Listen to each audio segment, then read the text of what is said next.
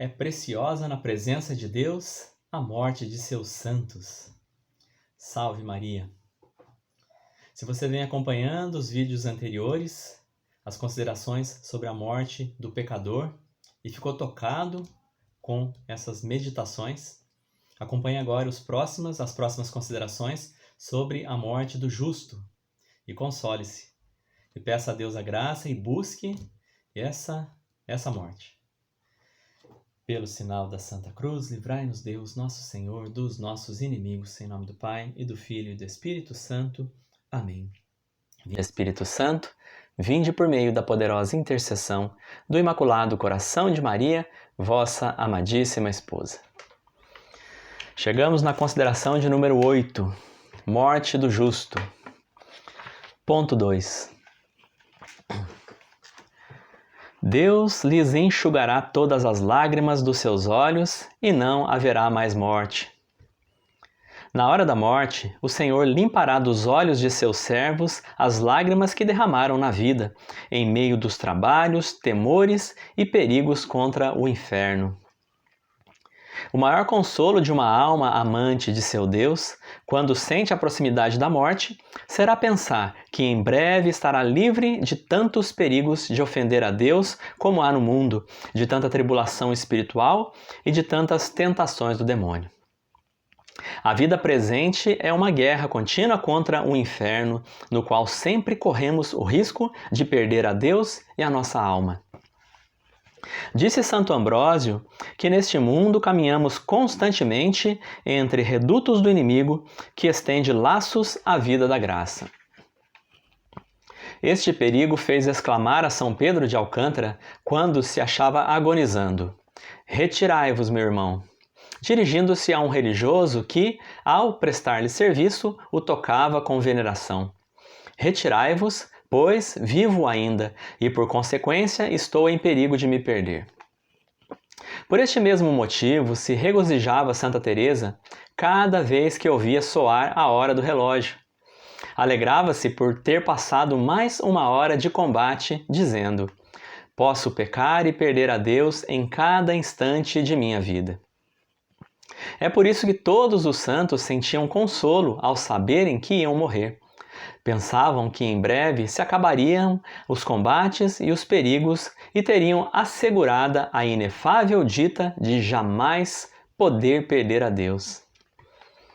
Lê-se na vida dos padres que um deles, de idade avançada, na hora da morte, ria-se enquanto seus companheiros choravam. E como lhe perguntassem o motivo de seu contentamento, respondeu: "E por que é que chorais, sendo que vou descansar de meus trabalhos?"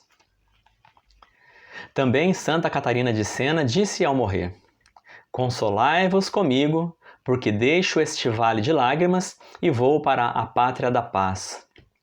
Se alguém, disse São Cipriano, habitasse numa casa cujas paredes ameaçassem cair, cujo pavimento e o teto estremecessem, quanto não desejaria sair dela? Nesta vida tudo é ameaça e ruína da alma. O mundo, o inferno, as paixões, os sentidos rebeldes, tudo nos leva ao pecado e à morte eterna. "Quem me livrará?", exclamava o apóstolo, "deste corpo de morte?" Que alegria sentirá a alma quando ouvir: "Vem, minha esposa, sai do lugar do pranto, da cova dos leões que te quiseram devorar e fazer perder a graça divina." Por isso São Paulo, desejando morrer, dizia que Jesus Cristo era a sua única vida e que estimava a morte como o maior tesouro que pudesse ganhar, já que por meio dela avançaria a vida que jamais tem fim. Grande obséquio faz Deus à alma em estado de graça, retirando-a deste mundo, onde poderia transviar-se e perder a amizade divina. Feliz aquele que nesta vida está unido a Deus, mas, como o navegante não pode dizer-se seguro enquanto não chega ao porto e ao abrigo da tormenta, assim uma alma só pode ser verdadeiramente feliz quando sai da vida na graça de Deus. Louva a ventura do navegante que chegou ao porto, disse Santo Ambrósio. Se o navegante se alegra quando, após tantos perigos, está a chegar ao porto desejado, quanto mais se não deve alegrar aquele que está próximo a assegurar sua eterna salvação? Ademais, neste mundo não podemos viver sem culpas, ao menos leves, porque 7 vezes cairá o justo. Mas aquele que sai desta vida cessa de ofender a Deus. Que é a morte, disse o mesmo santo, senão o sepulcro dos vícios? Mais um motivo para os que amam a Deus desejarem vivamente a morte. O venerável padre Vicente Carafa consolava-se ao morrer dizendo: terminando minha vida, acabam minhas ofensas a Deus.